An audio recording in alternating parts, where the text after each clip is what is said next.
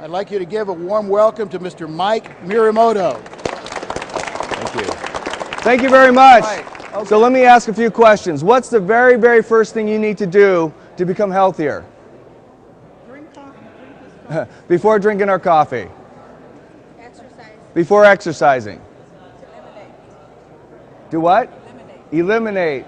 Make a decision. No. Yes, make a decision. Okay, before you do anything other than breathing and living, you have to decide to do it. Am I correct? Now let me ask another question. What percentage of people that make a healthy decision in life stick with it past 6 months?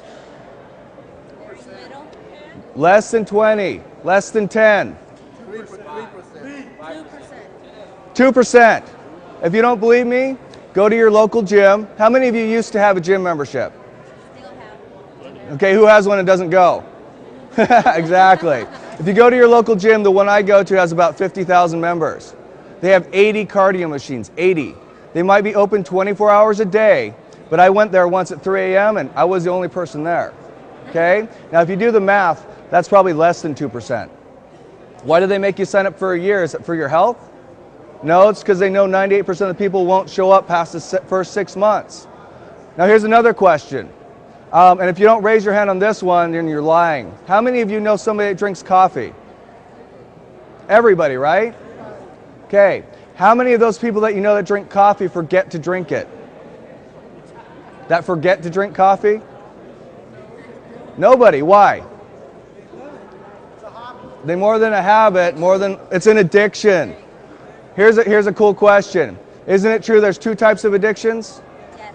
Legal? Illegal, exactly. Now everybody knows a guy, you know, and they're out on every single corner and they're peddling their illegal addictions, correct? Yes. Right. Let's talk about legal addictions. For now, let's just call them Starbucks. Yep. Aren't they on every single corner too? Yes. Well, who's winning? They are. How do we know that? Because we're paying like a lot for a cup of coffee. Other than being the second largest traded commodity in the United States, the second most consumed beverage in the United States, let me ask another question. When somebody tries to give up smoking, what do they drink more of? Coffee. When they try to give up drugs, what do they drink more of? Coffee. How about drinking alcohol? What about when they're done drinking alcohol? Coffee. What about in the morning after they get the hangover? Coffee. Exactly. We are the last vice people will give up on the road to being healthy. Now, is our coffee good for you? Yes, it is. Do we call it healthy coffee? No. Why? Would you want a healthy Snickers bar? No. Healthy potato chips? No. I mean, it's a great idea, but it just sounds like it wouldn't taste good. Does that make sense? Yes. So we call our coffee enriched. Have you ever tried any enriched products? Yes. Okay, Gatorade, vitamin water, Monster, orange juice with calcium, pretty much any type of bread you buy nowadays, all enriched, right? Does it taste pretty good? Yeah. Okay, have you tried our coffee? Yes. Did you spit it out? No. No, it was pretty good, right? Yes. Absolutely. Now, how do we make our coffee good for you? Well, we enrich it with a botanical called Gano lucidum. It's also an herb. It's also a mushroom. Okay. Now, these are the 6 mushrooms that we use. Why do we use 6? For those of you that's the first time here, yes, you drank mushroom coffee. Okay? Don't worry, it's not the same mushrooms you had in high school. Those of you who are laughing know what I'm talking about. Okay, why do we use 6? Everybody else only uses 1.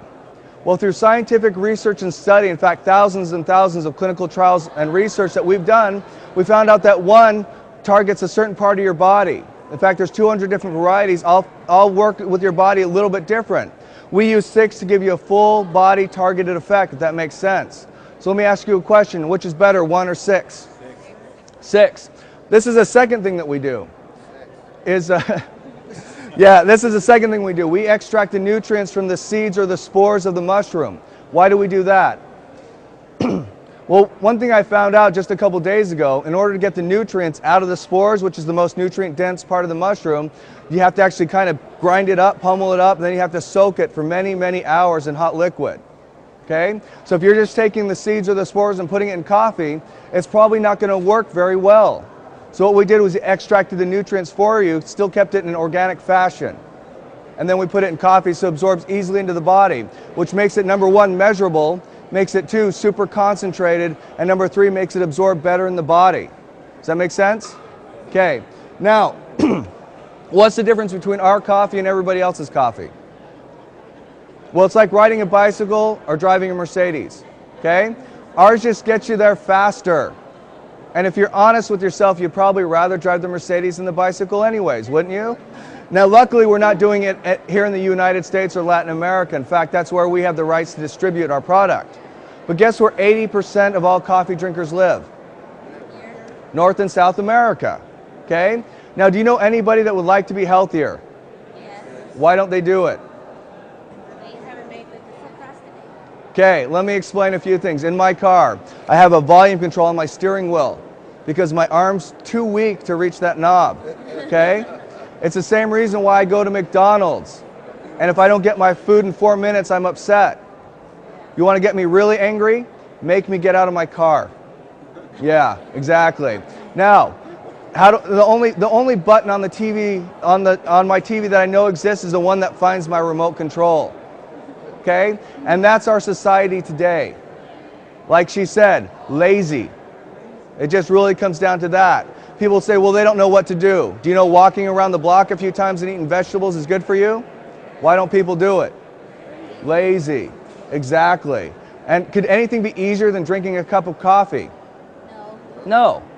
That's what makes our product so unique, is that 80% of Americans are already using it. They're already spending money on it. You know, the average Starbucks user spends about $300 a month on coffee. Okay? So if they come and do business with us, are they going to save money? Absolutely. And in this economic crisis, that's a great thing. Okay, now Ganoderma lucidum is a very anti-aging herb. Let's talk about anti-aging for a second. Okay, this was me before I started drinking the coffee. Oh, okay, that's not me. That's Mr. Liao. He's the owner and founder of our company. And I had the great privilege of talking with him for about 6 hours, asking him very, very technical questions about our product. Okay, and I got all the answers I could ever want. So that's why I'm the one doing the tour and sharing it with you today. What I found out was in the 1980s, he started studying Ganoderma lucidum. He's a mycologist, or a person that studies fungus or mushrooms. So that's what he does. His brother's a doctor. They got together and they found out there's over 200 different varieties. And by doing thousands and thousands of clinical research studies and trials on humans, which they can because they did it in Malaysia. I'm just kidding. It's an herb. You could have done it anywhere. They found out the 6 most potent for the human body. They figured out how to tissue culture and or clone the mushrooms and keep it organic. And they also figured out how to extract the nutrients from the spores. Now you can see the timeline here. That's a large gap of time. Did he have to take that much time? The answer is no. Why? The herb has been used for over 4,000 years. We already knew what it would do for you. It's been studied by places like Cornell University. It's on documented sites like PubMed.gov, which is a government research site. Okay? It's very well documented. The reason why he spent so much time developing his product is he wanted to absorb easily in the body. He wanted to have the best product. Okay? I drew 2 conclusions of this. Either he really, really cares about his product, or he's a really, really bad businessman. Now, knowing that his company's doing about $500 million a year now, I'm not taking that he's a bad businessman. If that makes sense. Now, he put it in 1995. He started Gano Excel. He opened up the largest organic plantation for Ganoderma lucidum in the world. But why did he put it in coffee? Everybody in Asia knows the powerful properties of Ganoderma lucidum. It's known as Reishi, Lingji, Yangji, depending on what type of Asian you are. If you're not Asian, you can call it Ganoderma lucidum. Okay? But why did he put it in coffee? Does anybody know? Everybody drinks it. Why else?